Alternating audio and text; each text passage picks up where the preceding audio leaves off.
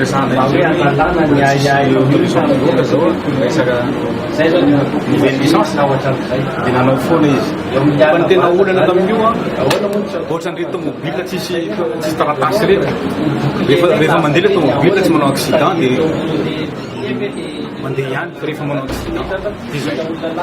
ka izy a efa marina atao amin'ny taraina victime ohatra zao nisy olona anankiray lazainy fa mangala jaza dia niteny olona nytao 4 olona dia lasa nateraka ady tao le izy ady miankandroy sy ny sud-est zany zavatra ohatry zany nataony marobe ny zavatra ataony ao zavatra ataony mampikontana filaminam-boma nanomboka tamin'ny fidanana mera zay satria nilatsaka mera ny zokiny dia tsy lany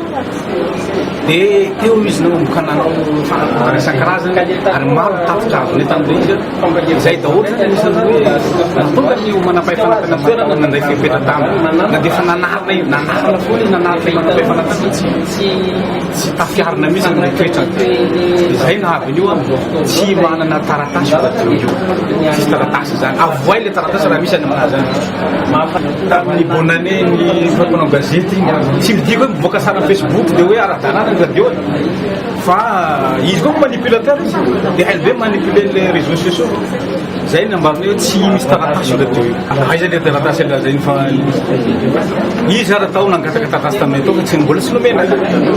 non efa nisy any dia marsa nampijanona an'io alamiable zany fa le izy moa zany tamin'ny fotoana nanahiriny maro be sa fotoana nahirany teto dia nisy zavatra nangataka tamin'ny autorité locale reto ataonareo fa le izy mbola tsy vita tamin'izay foana zay le zavatra motif zany ilanay nentina tenena aminazy hoe ajanona zay mahakasika le resaka karatra mahamatianana dia tsara manamarikety fa misy commission d'attribution carte zay tsy ny ministère no présidé azy fa misy olona avy any privé dia raha tsy diso ndray matoa zay directeur de publication ny express no présidé anazy dia ny commission d'attribution carte zany no manome liste reto ny journaliste afaka misatisfaire le critère ohatra hoe manana 3 ans d'expérience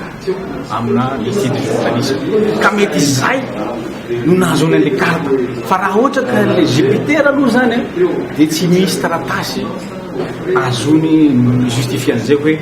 ara-dalàna le jupiter fa le carte zany ny commission no manao azy ny ministère manao sonia fotsiny zay zavatra avoakan'ny commission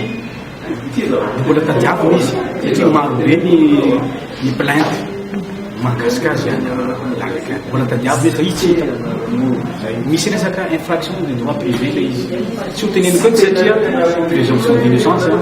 aleo tsy ho teneny koety le zavatra ankoatra no nafanao gazety azy zany ny zavatra hafa nataony zay itoen'olona azy any